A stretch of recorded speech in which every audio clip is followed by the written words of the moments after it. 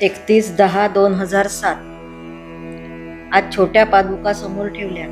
पाठीमागे पूर्वी काढली होती ती रांगोळी त्यावर मागे ठेवले होते तेच ताट व तशाच तांदूळाच्या मोठ्या पादुका ताटात करायला सांगितल्या. त्यांची पूजा केली व मग त्या केशरी वस्त्राने झाकायला सांगितल्या. पूजा झाल्यावर सद्गुरूंनी लगेच उठ म्हणून सांगितले. तांदूळाच्या पादुका करण्यापूर्वी दत्ताचे दर्शन झाले. 6/11/2007. या पुस्तकाविषयीच्या सूचना आहेत.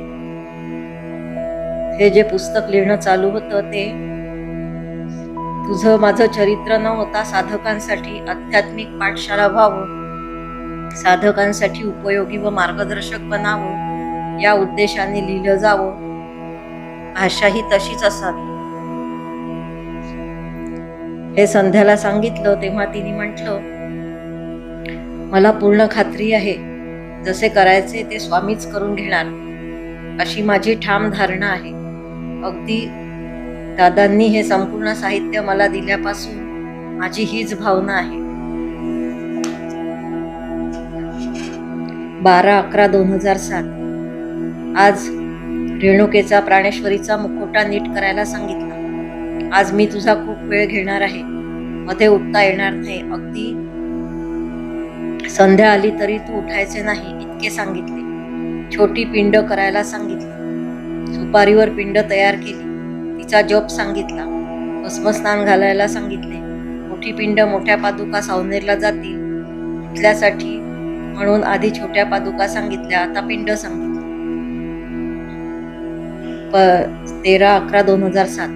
परवा रात्री स्वप्नात स्वामींनी दर्शन दिले, पण मी इतकी गाढ झोपेत होते की मला काही कळले नाही. उठून बसता आले नाही. नंतर काल त्यांनी सांगितले की माझे चित्र काढ. मूळ चित्र तर सगळ्या झेरॉक्स प्रतींसह समाधीत ठेवले. मला संध्याची आठवण झाली. म्हटलं हिची इच्छाशक्ती जबरदस्त दिसतेय. ते मूळ चित्र पाहण्याची तुला इच्छा होती ना, म्हणून स्वामींनी काढून दिले. चैतन्य श्री प्रभुराज स्वामी व रेणुका यांचं मूळ रेखाटनांची छायाचित्र त्या दिवशी काढून घेतली. अजूनही ती आमच्याकडे आहेत. हातपाय धुवून उदबत्ती लावून हाताला भस्म लाव आणि माझे चित्र काढायला लाग, पुन्हा स्वामींनी सांगितले. मग काय केली सुरुवात काढायला. रेणुकाही रेखाटून झाली. हे खास तुझ्यासाठी आहे. तुला रेणुका दिली आहे. जन्मभर तुझ्याजवळ ठेव. अगदी डोळ्यात पाणी आलं. नेहमी सांगतात सगुण करायचे पण त्यात लक्ष ठेवायचे नाही, निर्गुणात राहायचे. आज त्यांनी माझे व्यक्तिगत म्हणून मूळ रूपातले चित्र दिले, याचा खूप आनंद होत आहे. 22/9/2008. पुन्हा दिव्य तेजोमय शंखाचं दर्शन. वंदन करून पुढचे कार्य करणे. अत्यंत रमणीय स्थानी देऊळ होईल. आता फक्त लिहून ठेव. सध्या विचार करायचा नाही. स्वामींनी देवळाचा आराखडा सांगितला. 28/9/2008. नवरात्रात 9 दिवस सकाळी जप पूजा करून 2 तास द्यायचे. चरित्र सांगितले. आता कुठलीही शंका काढायची नाही. असे जसे लिहून होईल तसे सौ संध्याला सुपूर्त करायचे. हरिचरित्र अनंत, हरिकथा अनंता यासारखे सद्गुरु चरित्र ही काही शब्दात लिहून संपण्यासारखी गोष्ट नाही. थोडीफार कल्पना येईल इतकंच. अखंड चालणारे अव्याहतपणे एकामागून एक तरंग निर्माण होतच राहावेत असे त्याला गवसणी घालणे अशक्य. जे काही सद्गुरूंनी लिहिले हे सगळे आपल्या मनाचे तर नाही असे त्यावेळेस मला वाटल्यामुळे आता तू लिही असे म्हणून त्यांनी सांगणे बंद केले. काल अचानक सौ संध्या म्हणाली की मी म्हणते म्हणून त्यांना प्रार्थना करा की उरलेले चरित्र आता सांगा. एकदम चूक लक्षात आली. इतके दिवस लागले चूक कळायला. आज पुन्हा त्यांना प्रार्थना केल्यावर लिही तुला काय लिहायचं ते असे म्हणाले. हे सद्गुरुनाथ, आता तरी असं नका न म्हणू. आता सगळं संपलंय. आता काय करायचं. मी निशब्द नुसतीच बसून राहिले. मी म्हटल्याप्रमाणे मला सगळे दिले. पादुका तिथे मिळाल्या नाही म्हणून त्यावेळेस मी जरा खट्टू झाली होती, म्हणून तसे विचार माझ्या मनात असतील. माझे चुकलेच. मग अचानक 9 दिवस 2 तास दे, सकाळी सांगतो, पण आता मनात विकल्प आणायचे नाहीत असे सांगितले. 29/9/2008. तुला आठवत आहे मागे लिहून दिलेल्या चरित्रातील ती अबोल मुलगी? ती आणि मी असेच एकदा रस्त्याने जात होतो. आम्ही औरंगाबादच्या समाधीस्थानी राहायचो. तर असेच एकदा जात असता ती एकदम माझे पाय पकडून रडायला लागली. म्हणाली, स्वामी मला माफ करा, स्वामी मला माफ करा. मी तिला विचारले, तुला माझी एवढी भीती वाटते? आपली चूक आपल्याला कळली की झाले? तू अजून मला ओळखलंच नाही. पण साधना करण्यासाठी कठोर आत्मपरीक्षणाची गरज असते. तेथे मी कठोर आहेच, पण म्हणून काही माझ्याबद्दल भीती बाळगण्याचे कारण नाही. सद्गुरू पाठीशी असताना खरं तर कुणाचीच भीती बाळगण्याचे कारण नाही. व्यवहारातील दुःखांनी खचून जाऊ नये. त्यामुळे साधनेत बाधा उत्पन्न होऊ देऊ नये. आपण जे जे कर्म करतो ते आपल्या पाठीस लागते. घडून गेलेल्या कर्माचे फळ तर भोगावेच लागते. म्हणून यापुढे तरी कर्म करताना जागरूक राहावे. म्हणून सर्व कर्म सद्गुरुचरणी अर्पण करावे. त्यामुळे आपोआपच करता मी हे हा भाव लोप पावतो. त्यामुळे साधनेत सद्गुरुचरणी मन जडले की मग आपोआपच कर्माच्या जंजाळातून आपली सुटका होते. जिथे जिथे मी करता हा भाव आला तिथे तिथे साधनेत व्यत्यय येण्याचे काम सुरू होते. सद्गुरुचरणी अनन्य शरणागती कायमची राखणे सोपे नाही. पण शिष्य तयारीचा असला तर हजारपट बळ सद्गुरू शिष्याला पुरवतात. तू साधना कशासाठी करतेस? साधनेची सुरुवात तर संसारी अडचणीतून सुटण्यासाठी, पण त्याला साधना म्हणता येणार नाही. पहिली पायरी म्हणू हवं तर. नंतर साधना म्हणजे सद्गुरू सांगतील ते करायचे. मग त्यात का कशासाठी हे प्रश्न दुय्यम होतात. सांगितले म्हणून करायचे. सद्गुरू आज्ञा पाळण्याचा आपल्या परीने आटोकाट प्रयत्न करायचा. पण आपण काही 100% पूर्ण नाही. त्यामुळे उरलेली नेहमीचीच कमी सद्गुरू शक्ती देऊन पूर्ण करतात. पूर्ण व्हायचे असेल तर अपूर्ण शिष्य व पूर्ण सद्गुरू मिळून पूर्णता येते. समुद्राचेच पाणी पावसाच्या रूपाने नद्या नाल्यांमध्ये जमा होते. तेवढ्यापुरते त्याला मर्यादित क्षेत्र प्राप्त होते. पण त्याला ओढ समुद्राचीच असते. अखंड प्रवास करून ते पाणी समुद्रात जाते. तिथे समुद्र म्हणजे व्यक्त परमेश्वर, त्यातील एक थेंब म्हणजे शिष्य. नदी म्हणजे जणू सद्गुरू, ते आपल्याबरोबर शिष्याला घेऊन जातात समुद्राकडे. तरी हा दृष्टांत सुद्धा परमेश्वराला जाणण्यासाठी अपूर्ण. इथे जे जे दिसते जाणवते ते सर्व अपूर्ण. त्यामुळे आपण सद्गुरूंचे पाय घट्ट धरून ठेवावेत, सोडूच नयेत. सद्गुरूचरणी स्वतःला अगदी वाहून घ्यावे, मग पूर्णतेचा अनुभव घ्यावा. पण हे सगळे असले तरी आपल्याला तर याच व्यावहारिक जगात वावरावे लागते. त्यासाठी म्हणून उपासना साधना करणे आवश्यक आहे. मन मोठे चंचल आहे, कधी दगा देईल सांगता येत नाही. त्यामुळे मन आपले मित्र झाले तरी त्यावर करडी नजर ठेवावी लागते. कोणत्या गाफील क्षणी ते आपल्यावर कुरफोडी करेल सांगता येत नाही. त्यामुळे इकडून तिकडून पकडून आणून त्याला साधनेच्या कामी लावणे जरुरीचे म्हणजे अत्यंत गरजेचे आहे. सर्व करूनही अकर्ता कसे राहायचे हे शिकायलाच हवे. त्याशिवाय परमार्थात प्रगती होऊ शकत नाही. त्यासाठीच सद्गुरूंचे चांगलेच प्रहार शिष्यावर होतात, पण आधारही तेच देतात. आई मुलाला मारो, रागवो, लाड करू, काही करू, मुलाला तर ती फक्त आईच असते. पण ती सर्व काही मुलाच्या चांगल्यासाठीच करते. मुलाच्या पुढच्या चांगल्या भविष्यासाठी ती सर्व प्रकारे प्रयत्न करते. तसेच सद्गुरूंचे असते. सद्गुरू चरणी संपूर्ण शरणागती साधलीच पाहिजे. बाहेर जेवढे जग असते ना, त्यापेक्षाही प्रचंड मोठे जग आपल्या आतच असते. बाहेरच्या जगातले एवढेसे आपण आपल्यात फार मोठे करून ठेवतो. आणि गमतीची गोष्ट अशी की आपल्याला जरी सुख हवे असले तरी चिंतन करायला मात्र दुःखच आवडते. आपणच आपल्यावर लक्ष ठेवले पाहिजे. चिंतन करायचेच तर ते आनंदमयी परमेश्वराचेच केले पाहिजे. त्यामुळे आनंदाचे चिंतन वाढून दुःखाचे चिंतन कमी होते. मग एक वेळ अशी येते की दुःख मनातून हद्दपार होऊन मनात अवघा आनंदच भरून राहतो. या प्रवासात सद्गुरूंचे सहाय्य उदंड असते. इथे एक गोष्ट लक्षात घेतली पाहिजे. मी करता नाही म्हणजे आता सद्गुरू तुम्हीच करा, काय करायचं ते, मला काही करायची गरजच नाही असे समजू नये. सद्गुरूंच्या मार्गदर्शनाखाली शिष्याचा प्रवास सुरू असतो. शक्तीही सद्गुरू पुरवतात, पण त्यांनी सांगितलेले आपण करायला पाहिजे. सद्गुरूंबद्दलची कृतज्ञता अवश्य असली पाहिजे. सद्गुरूंचे मार्गदर्शन असे नेहमीच लाभते. तेव्हापासून तिची त्या अबोल मुलीची अद्भुत प्रगती झाली. त्या लहान अबोल मुलीबद्दल सद्गुरूंनी पुढे काही सांगितले नाही. ते आपल्यातच आहे असे त्यांनी सांगितले. कधी कधी वाटते की ती मी तर नसेन, कारण मी वयाची 5 वर्षे पूर्ण होईपर्यंत फक्त आई बाबा म्हणत असे. बालक मंदिरात जात होते. आ ई वगैरे लिहू शकत असे त्यावेळी धंतोलीत माडखोलकरांच्या शेजारी बर्वेंचा वाडा होता, तिथे आम्ही राहत असू. मी आई बाबा म्हणत असे, त्यामुळे मी मुकी नाही हे आई वडिलांना ठाऊक होते. नंतर मात्र वाक्याच्या वाक्य बोलायला लागले. 1/10/2008 आज मी तुला एक स्तोत्र, सद्गुरु स्तोत्र देणार आहे. हे सर्व शिष्य लोकांना त्यावेळेला दिले होते. विषम संख्येत वाचावे, कमीत कमी हातपाय धुवून अंगारा लावून मग वाचावे. गुरुवारी सुरुवात केल्यास उत्तमच. या स्तोत्रामध्ये अखंड सद्गुरु प्रवाह आहे. या स्तोत्र पठणाने शिष्यांना अलभ्य लाभ मिळतो. या अलभ्य लाभाचे एक उदाहरण तू स्वतःच आहेस. श्री गणेशाय नमः. सद्गुरु स्तोत्र प्रारंभ. ओम सद्गुरुनाथाय नमः. करुणामय प्रेममय मूर्ती नयनी साठवावी. अंतरी हृदय सिंहासनी विराजे सद्गुरुराज. शिष्य नांदतो चरणाजवळी असे आठवावे सद्गुरु रूप. सदैव विराजे परमेश्वर. बाहेरच्या पसाऱ्याचे काम ना अंतरी. अतिसूक्ष्म प्रवाह पाझरतो शिष्य हृदयी. कणाकणाने अमृत साठवीत घट भरतो सद्गुरु कृपे. सद्गुरु रूप पाहावे शोधून सूक्ष्मतेची सूक्ष्मता अभ्यासावी. प्रचंड स्थूल व प्रचंड सूक्ष्म हा अभ्यास नित्य करावा. आपण सूक्ष्म कण, आपण ब्रह्मांड असा अभ्यास करावा. हा साधनेचा कानमंत्र लाभला सद्गुरु कृपे. सद्गुरु भोवती शिष्य मेळा. न म्हणावा कुणा मोठा छोटा. प्रेम पाझरावे अंतरी. प्रत्येक शिष्याने साधना करावी स्वतःपुरती. इतरांच्या साधनेत न आणावा व्यत्यय. शिष्याच्या अंतरीचे गुण सद्गुरूसी ठावे. न बोलावा बोल, वाचेसी करावे निर्मळ.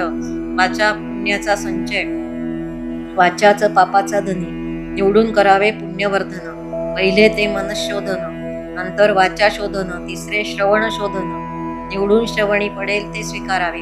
साधनेसाठी लागे केवळ आपण आणि सद्गुरू. सद्गुरू आणि आपण वेगळे दोन, कृपे करून होती एक. वेगळा ठाव दोघासी नाही. ऐसे ऐक्की रमले, हरी न सोडावी साधना. साधनेचा नित्य नेम बिघडूच नये, असा सद्गुरू बोध ठसावा अंतरी. नित्य कर्म सर्व करावे, पण अलिप्तता राखावी. सद्गुरू चरणी सदैव लीन, अंतरी भरावा सद्गुरू. हे म्हणू नये नुसते शब्द, सद्गुरू सामर्थ्य त्यात भरले. आशीर्वादे सद्गुरूंच्या फळते सर्वही. या स्तोत्राचे करता पठण, घरात नांदे आनंद. अनुभव स्वये घ्यावा, आलेला अनुभव न बोलावा. इतरांचा त्यांच्याशी संबंध नसे. ज्यांनी ऊस खाल्ला त्यालाच गोडी कळते. सर्व साधना अनुभव सिद्ध. तथास्तु. सद्गुरुनाथार्पणमस्तु. 2/10/2008 सद्गुरु स्तोत्र वाचल्यानंतर राम महेश्वर उमापती नमो नमः हा जप 11 वेळा करावा. राम म्हणताना श्वास आत घ्यावा, नमः म्हणताना सोडावा. लक्षात ठेवून जप मनातच करावा. सद्गुरु चरित्र म्हणजे नेमके काय? सद्गुरू कोणत्या प्रसंगी कसे वागतात, ते साधना कशी करतात, ते शिष्यांना मार्गदर्शन कसे करतात, त्यांना कसे सांभाळतात, त्यांच्या आयुष्यात येणारा घटनाक्रम, सद्गुरू केव्हा जन्मले, केव्हा गेले, लग्न केले की नाही, दिसायला कसे होते, कोणत्या गावी जन्मले, या सर्व गोष्टींना व्यावहारिक जगात महत्त्व आहे. पण व्यावहारिक दृष्टीने आध्यात्मिक चरित्र पाहू जाता ते सर्व अनाकलनीय असेच आहे.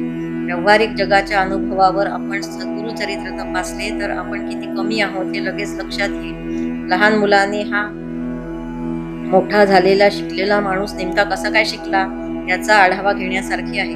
सद्गुरूंच्या दृष्टिकोनातून वेगळ्या गोष्टींना महत्त्व असते, व्यावहारिक माणसाच्या दृष्टिकोनातून वेगळ्याच गोष्टींना उगीचच महत्त्व प्राप्त होते आणि नेमके पाहिजे तेच आता हातातून निसटते.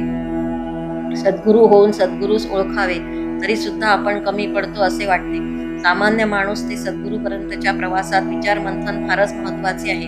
त्यातूनच नवनीत निघते, पण त्यासाठी सर्व घुसळण तर व्हावीच लागेल. आगापिछा वर्तमान सगळे ढवळून निघाले की मग नवनीत मिळते. विचार विचार विचार, मनातले विचार आपण थांबवू शकत नाही, पण त्यांची दिशा ठरवू शकतो. व्यावहारिक जगाचा विचार करून मनास थकवा येतो, पण आध्यात्मिक विचार माणसास व्यावहारिक जीवन जगण्याचे सुद्धा सामर्थ्य बळ पुरवतात. आपल्यामध्ये प्रचंड शक्तीचा साठा आहे, पण खूप पैसा असलेल्या माणसाने अनाठाई खर्च करून सर्व पैसा उडवला तर त्यालाच भीक मागण्याची वेळ येईल. तसेच शक्तीचे, त्यामुळे शक्ती मिळणे, असलेली शक्ती योग्य तऱ्हेने वापरणे, अनाठाई खर्च होत असलेल्या शक्तीला जागरूक राहून आवर घालणे. बुद्धीने हे एकदा ठरवले की आचरणात आणणे प्रयत्नाने साध्य होणारे आहे. व्यवहारात जसे बुद्धी वापरून नियोजन आवश्यक आहे, तसेच परमार्थात बुद्धीचे शुद्धीकरण, मग शुद्ध बुद्धीच परमार्थात खरी साथ देते. बुद्धीला व्यवहारात वावरायची सवय असल्यामुळे ती व्यवहारात बरोबर चालते, पण आध्यात्मिक क्षेत्रात कमी पडते. मन शुद्ध, आचार शुद्ध, विचार शुद्ध, बुद्धी शुद्ध. एखादे तांब्या पितळीचे भांडे जसे लिंबू चिंच वगैरे लावून घासल्यावर कसे लखलखीत चकाकते, तसे आपण अंतर्बाह्य शुद्ध झाल्यानंतर लखलखीत तेजोमय आत्मस्वरूप प्रकट होते.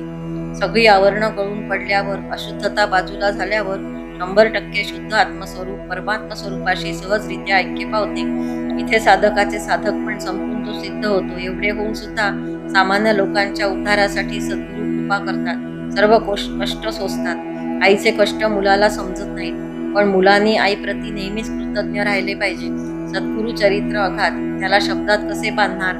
हे वाचून जर कोणाला मनापासून असे वाटले की आपल्यालाही आपले सद्गुरू मिळावे, आपणही काही परमार्थ साधना करावी, तर अशा लोकांसाठी खाली मंत्र देत आहे. त्याचा जप केल्याने सद्गुरू कृपेने त्यांना निश्चित मार्ग सापडून ते त्यांच्या सद्गुरूंपर्यंत निश्चित पोचतील. ओम चैतन्य नवनाथाय नमः. याचा जप कोणीही करू शकतो. त्यासाठी स्त्री पुरुष लहान मोठा कसलाही भेद नाही. फक्त त्या सद्गुरू भेटीची तळमळ मात्र पाहिजे.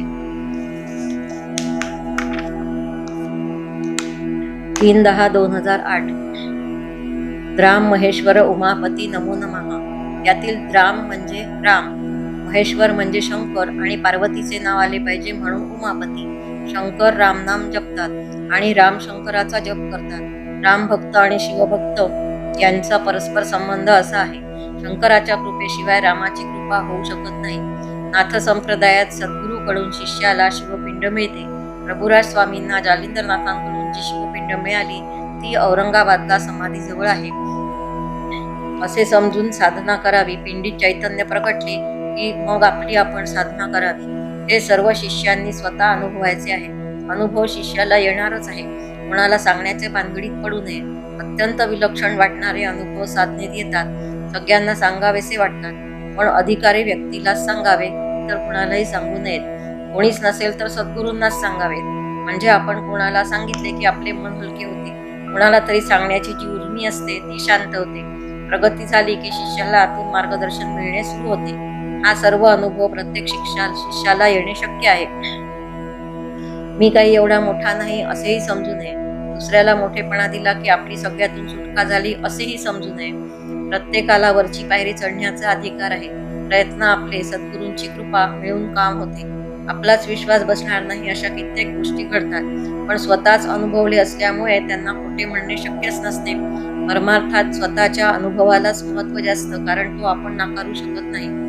जन्माला आल्या आल्या आईकडून मिळणारे दूध आणि पोट भरल्याची तृप्तता हा देखील एक अनुभवच आहे. आपण असेच अनुभव घेत घेत मोठे झालो. त्यामुळे व्यावहारिक जगात आपण काम करण्यालायक होतो. सगळे शिकून झाल्यासारखे स्वस्त बसतो. पण आपला परमार्थाचा अनुभव तो या देहाशिवाय होऊ शकत नाही. काही लोक देहास कमी लेखतात, पण तसे करू नये. सुरी जशी कापायला वापरता येते, कोणी प्राण घेण्यासाठी वापरतो, डॉक्टर प्राण वाचवण्यासाठी वापरतो, तसेच देहाला फक्त प्रपंचापुरतेच मर्यादित न ठेवता त्याचा उपयोग परमार्थ साधण्यासाठी करावा. देहाचे लाड करू नयेत, पण त्याची उपेक्षाही करू नये. ज्या गाडीत बसून प्रवास करायचा आहे ती गाडी नीट ठेवणे आपले काम आहे. देह म्हणजे आपण नव्हे, पण देह आपल्या प्रवासाचे साधन आहे. आपण नेहमी देहातच राहिले पाहिजे असे नाही. अर्थात ही फार वरची पायरी आहे. देह जागच्या जागी ठेवून आपण मस्त पाहिजे तिथे जाऊ शकतो. अर्थात हे सर्व सद्गुरू कृपेने. देह जड आहे, त्याला सगळी बंधनं आहेत, पण आपण काही जड नाही. देहातच राहिले पाहिजे असे कोणी सांगितले? साप त्याची काट टाकतो तेव्हासारखे आपण आपल्या देहात संपूर्ण सुटल्यासारखे मोकळे होतो. मग देह व्यावहारिक दृष्ट्या सुखात असो दुःखात असो चालू द्या, काय चालायचे ते, असे अलिप्तपण येते. त्यामुळे या सगळ्या भानगडीतून सुटल्याचा आनंद साधकाला मिळतो. असा हा देहातच राहून मिळणारा मोक्ष आपण स्वतः अनुभवावा. जमेल तसा लोकांनाही शिकवावा. पण साधनेच्या बाबतीत मी अत्यंत कठोर आहे हे वारंवार सांगतो. तिथे कोणाचेही लाड पुरवत नाही. ज्याची तयारी असेल त्यांनी शिष्य बनण्याचे धाडस करावे. कठोर साधनेतून सुटका नाही. बाकी तुमचे भांडे अगदी लखलखीत घासून देण्याची जबाबदारी माझी. रोजची साधना सद्गुरू चरणी समर्पित करावी, म्हणजे शिष्याच्या डोक्यावर काही ओझे नको. सर्व सद्गुरू सांभाळतात. लहानपणी छोटा मुलगा एखादा दगड किंवा क्षुल्लक वाटणारी गोष्ट वडिलांना अगदी जपून खिशात ठेवायला सांगतो, तसे सर्व ओझे सद्गुरू सांभाळतात. आपण मोकळे बिनधास्त. दुखलं खुपलं जेवण खाण कपडे लत्ते सगळे मायबाप पाहत असतात, तेव्हा मुलाला कशाची चिंता. मुलगा आईवडिलांच्या मांडीवर एकदम मजेत. 4/10/2008. ओम स्थित दत्तगुरु. मोठी दत्ताची मूर्ती छोटी होते, त्यानंतर सूक्ष्म होते, ध्यानातही मानसपूजेतील मूर्ती, त्यानंतर नाक डोळे हात पाय असे सर्व जाऊन तेजोमय ओम मधील सूक्ष्म दत्तरूप इथपर्यंतचा प्रवास सगुण साधनेत मूर्ती. ओम हा सगुण व निर्गुण यामधील जोडणारा दुवा आहे. सूक्ष्मतेचा अभ्यास करता करता आपले मी पण कधीच संपून जाते. जिथे सगुण रूप आहे तिथे नाव गाव अहंकार मी मोठा लहान या सर्व गोष्टी येतात. मग एकदा का सूक्ष्म होत होत गेलं की एखाद्या दिव्य तेजाला तुम्ही काय नाव ठेवणार? ते जर सगळीकडे सारखेच आहे. अग्नीला वेगळे कसे म्हणता येईल? शेकोटीतला असो, चूल पेटवून निर्माण झालेला असो, नाहीतर सूर्य एवढा मोठा असो, अग्नी तो अग्नीच. त्याला वेगळे नाव द्या किंवा नका देऊ, त्याला काही फरक पडत नाही. आपण आपल्या पंचज्ञानेंद्रियांकडून मिळणाऱ्या माहितीला किती महत्त्व देतो. एकदा ही सर्व माहिती स्वतःतून वजा करून तर पहा, म्हणजे थोडासा अव्यक्त निर्गुणाचा प्रत्यय येऊ शकतो. पण आपण मर्यादित ज्ञानेंद्रियांच्या अपूर्ण माहितीवर आपले विश्व उभारतो. ते मर्यादितच असणार. अमर्याद असलेल्या आपण आपल्यालाच मर्यादित करून सोडणार. आपली जाणीव खूप मोठी करून सोडावी. आपण या शरीरापुरते मर्यादित नाही, ही गोष्ट पक्की ठसली पाहिजे. हात पाय डोकं उंची 5 फूट 6 फूट, देह संपला, आपण संपलो. देह म्हणजे आपण समजलो तर आपण संपलोच. जन्मल्यापासून या देहाच्या संगतीलाच महत्व. देहाला खायला पाणी कपडे, इथून सुरुवात होऊन अमर्याद गोष्टी मला हव्यात असे वाटतच राहते. मला हवं, 2च शब्द. या मी भोवतीचा पसारा केवढा वाढवून ठेवलाय आपण. तो या सूक्ष्म व विशाल होण्याच्या साधनेने पार पुचकरला जातो. पण मग आपण मी स्वतः कोण याचा पत्ताच लागत नाही. साधनेत आपल्याला कमी कमी करत आणत सद्गुरू व आपण असे 2 उरतो. मग मीचा पत्ताच नाही कुठे. मग उरले केवळ सद्गुरू. ते लागतात. आपण देहात असेपर्यंत व्यवहारातला मी आहे, पण आतमधल्या मीचा पत्ताच नाही. मी आहे मी नाही याच्या आतला मधला व्यवहारातल्या मीकडे बघण्याचे अलिप्त पण येतं. देहाच्या संगतीत पण जरा विलग असा अनुभव राहतो. व्यवहारात जे करायचे आहे ते करायचेच आहे, पण मुख्य अधिष्ठान सद्गुरूंचे भगवंताचे राहते. आपण सगळ्यातून सुटपण सुटतो. मग काय मजाच मजा. मग व्यवहारातले गाडी चालू द्या, तेही सद्गुरू कृपेने चांगलेच चालते. आपल्या दृष्टिकोनातून जरी विपरीत असले तरी सद्गुरू सर्व निभावण्याची शक्ती मार्गदर्शन देतील याची खात्री असल्यामुळे आपण निर्धास्त होतो. सद्गुरूंनी एकदा का शिष्याला आपले म्हटले की ते सर्व निभावून नेतातच. प्रारब्ध कठीण असू देत, पण सद्गुरूंचा हात डोक्यावर असला आणि आपण त्यांच्या पायाशी शरणागत असलो की काम झाले. खरंच सद्गुरूंची स्तुती करावी तेवढी थोडीच, पण शेवटी मौनच सर्वात जास्त बोलू शकते. सर्व साधकांना माझे आशीर्वाद आहे. इथे माझे सांगणे संपले. एकदा का सद्गुरूंनी आपले म्हटले की बाहेरच्या मार्गदर्शनाची गरज संपते, तरी पण ज्यांना माझ्याबद्दल अजून जाणून घ्यायचे आहे त्यांनी नरसिंह सरस्वतींचे चरित्र वाचावे. प्रत्येक शिष्याच्या दृष्टीने माझे वेगळे वेगळे चरित्र राहील. किती लिहून लिहून घेणार. त्यामुळे आता इथे थांबलेले बरे. खूप खूप आशीर्वाद. सद्गुरू नाथार्पणमस्तु. 5/10/2008.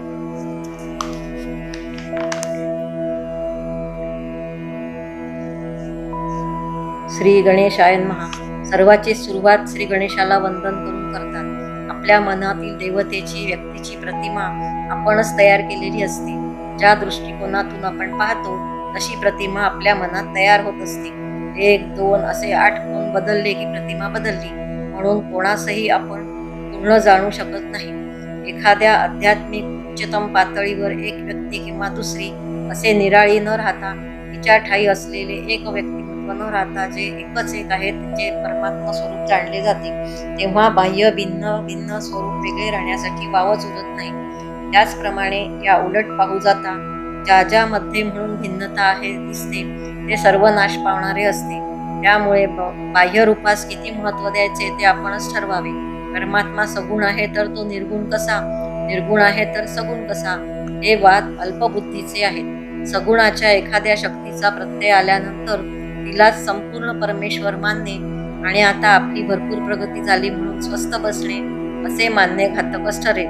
जोपर्यंत सगुण रूपात निर्गुण नांदते आहे तोपर्यंत साधना करणे आवश्यक आहे. परमेश्वराकडे जाण्याच्या 12 वाटा म्हणजे पुष्कळ वाटा आहेत. एक जण एका वाटेवरून गेला म्हणून दुसऱ्यालाही तीच वाट जमेल असे नाही. म्हणून सद्गुरू दाखवतील ती वाट शिष्यासाठी योग्य. सद्गुरू वाट दाखवतात पण त्यांनी दाखवलेल्या वाटेवर चालणे हे शिष्याचे काम. परमार्थात दुसरा काय करतो हे पाहण्यापेक्षा स्वतः आपण काय करतो आहोत याचे भान असणे आवश्यक आहे. एकाला शिव उपासनेचे फळ मिळाले म्हणून दुसऱ्याला ते मिळेलच असे नाही. स्वतःमध्येच आतल्या आत खोलवर उतरता आले पाहिजे. तेथे मग सर्वांमध्ये असलेल्या एकच एक अशा परमेश्वराची गाठ पडते. गाठ पडते म्हणण्यापेक्षा आपणच निर्माण करून ठेवलेले अडथळे दूर झाले की सरळ परमेश्वराशी संपर्क होतो. अशा अंतर्यामी परमेश्वराशी गाठ पडल्यानंतर मग पूर्णता येते.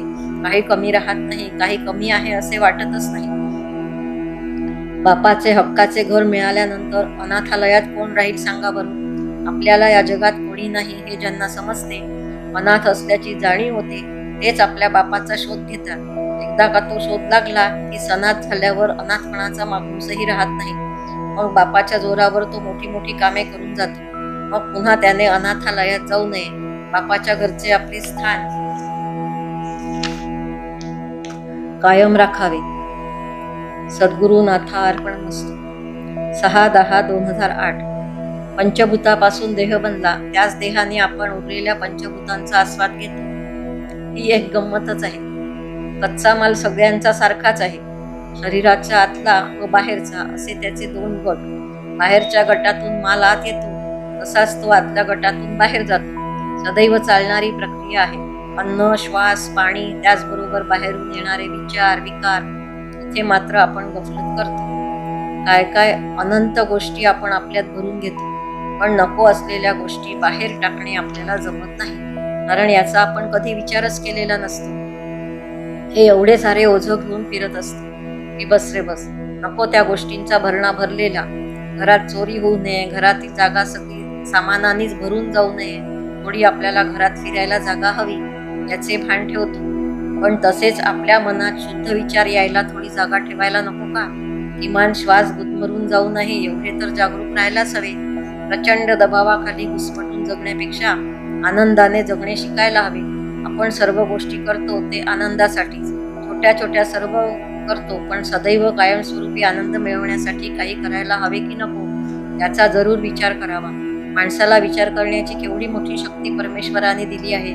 आपली विचार प्रक्रिया तशी अखंड चालूच असते, फक्त तिची दिशा जरा चुकते.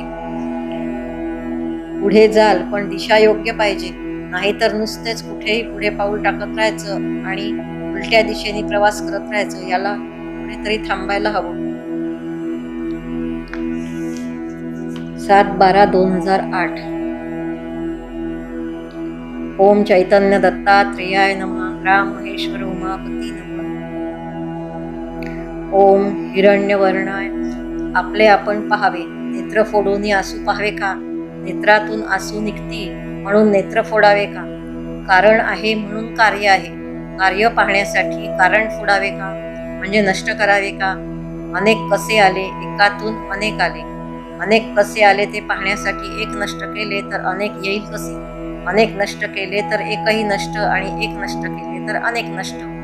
दोन्ही होतं. आपल्याला एक ठेवून अनेक नष्ट करता येणार नाही किंवा अनेक ठेवून एक नष्ट करता येणार नाही. असतील तर दोन्ही असतील, नाही तर दोन्ही नसतील. एकातून अनेक म्हटले तर एकच म्हटले तर अनेक दिसायला अनेक असले तरी त्याला एकच तत्व आहे हे मान्य करावेच लागते. आपण एकत्व भावात राहावे. समुद्राला मिळाल्यानंतर हे गंगेचं पाणी, हे कृष्णेचं पाणी असं वेगवेगळं म्हणता येत नाही. आधी ही नदी वेगळी, ती नदी वेगळी असे वाटते. नदीची सुरुवात पाण्याने, शेवट पाण्यातच. माझे सद्गुरू वेगळे, त्याचे वेगळे, तिसऱ्याचे अजून वेगळेच.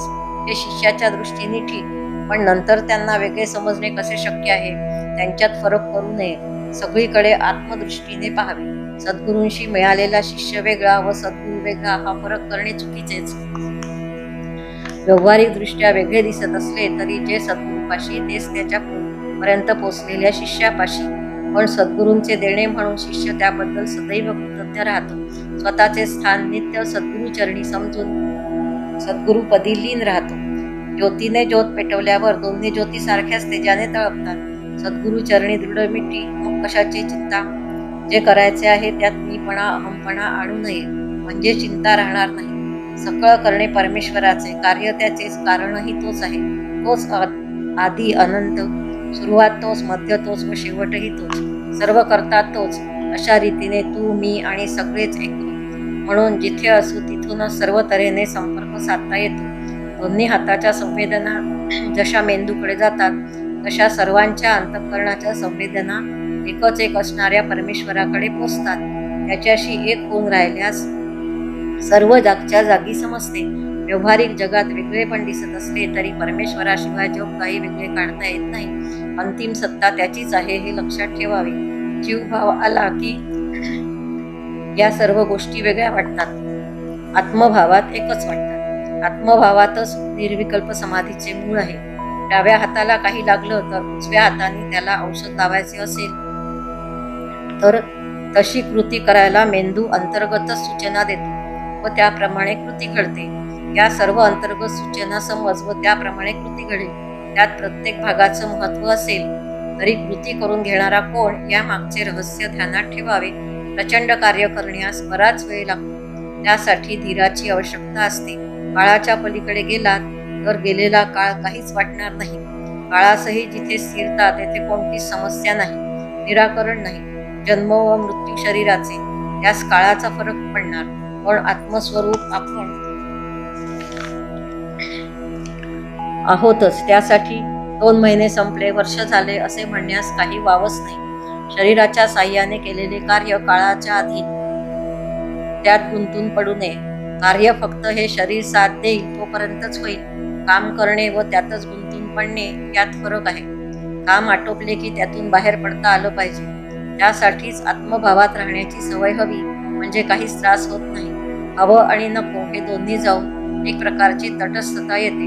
यालाच म्हणायचं शांत राहणे. काही हो वा न हो त्यापासून अलिप्तता राखली तरच अढळ शांती राहते. कृतीपासून निर्लिप्तता जोपासणं कठीण, पण सवय करणे गरजेचे. कोणत्याच कामात जास्त गुंतणे नको, पण काम व्हावे हे सर्व शिकायला तर सद्गुरू करायचा ना, कंटाळा करू नये. 25/6/2010.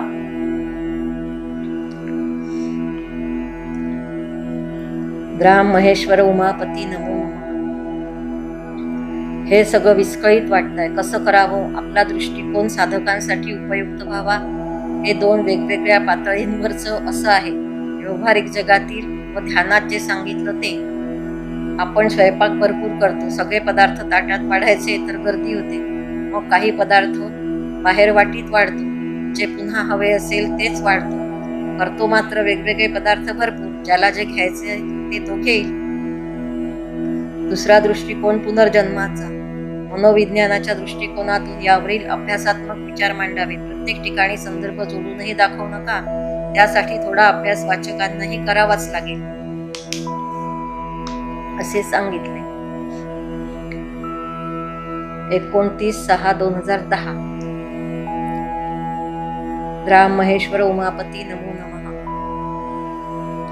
काळजी करू नये. लोक काय म्हणतात याचा विचार करण्याची गरज नाही. मी पायाच्या नखापासून ते डोक्याच्या केसांपर्यंत सगळे सांभाळतो. या सर्वापासून अलिप्त राहून केवळ सद्गुरूंना धरून राहावे. सर्व गोष्टींच्या पलीकडे सद्गुरूच. पुस्तक लिहिल्यानंतर कौतुक वाट्याला येईल, त्यावेळी सावध राहावे. मंत्र जप वगैरे सर्व अलीकडे, त्यापासूनही अलिप्त असे सद्गुरूच. त्यांच्याशी ऐक्य पाहून राहावे. बरेच काही तुला पण मिळणार आहे. जून 2010 मध्ये कृपे लाभले सद्गुरू चरणची कच्ची प्रत सौ प्राजक्ताताईंनी प्रभुराज स्वामींना अर्पण केली. त्यावेळी प्रभुराज स्वामींनी सौ प्राजक्ताताईंना सांगितलेला त्यांचा अभिप्राय व सूचना.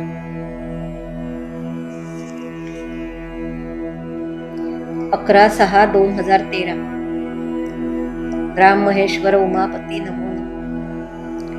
ओम जय जय सद्गुरुनाथा. सदैव सद्गुरु चरण करुणी दृढ सदैव आत्मस्वरूपी राहुनी जागृत धरुनी शिष्यासी प्रेमे शिकविती हात धरुनिया प्रेमळ दृष्टी शिष्य विसावला अंतरी त्यासी नित्य करुणी बोध रंगवी आत्मरंगी सकल दुःख संकट क्षणाचीच सोबती त्यासन भी अंतःकरणी सांगुनी मनाचे चिकटणे तेच व्यर्थ पण कामाचे चिकटवी त्यास सद्गुरु चरणी हाच बोध देऊनी कुठेही मनासी न गुंतवावे अलिप्त राहुनी कार्य करावे शिष्यांनी धरावे सुदृढ सद्गुरु चरण म्हणून करविला खटाटोप पुस्तक संकलित केले सर्वांसाठी खुले केले सद्गुरु चरण सोडूच नये म्हणून सद्गुरूंचे धरता चरण कोणता मेवा मिळे आपणास त्याचे यावे प्रत्यंतर तरीच सार्थकी श्रम सद्गुरूंचे गुणगान किती करावे शब्द नाहीत सर्व गुण संपन्न तरी निर्गुण प्राप्ती करविती शिष्याप्रती काय बोलून अथवा लिहून कळावा सद्गुरु बोध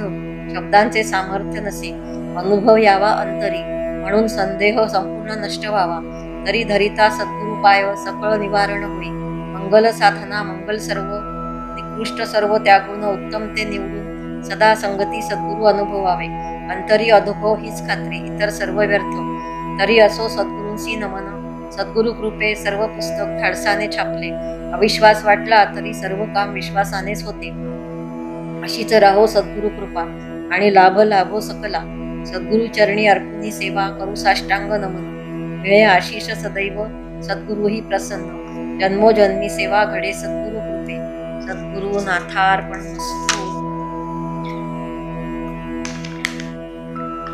ओम शब्द शब्द निशब्द झाला भाव स्तब्ध झाला विस्तारल्या मायेचा क्षणात अंत देखिला आर्तता उडी भरून राहिली कणाकणात स्मृती विरोध जाय ओगल्या क्षणाक्षणात रूपनयनी साठली अरूप जाणिले मनात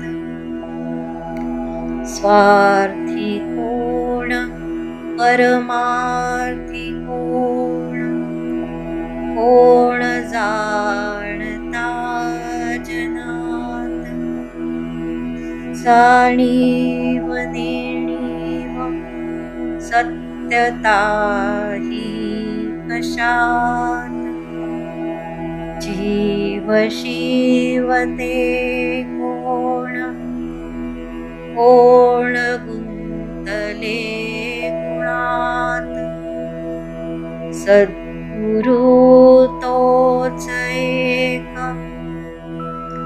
ज्ञाता या जगात शिष्यास दावी वाट प्रकाशला जीवनात कृपाती ऐसी केली भरून उरला अनंतात सद्गुरु नाथार्पणमस्तु.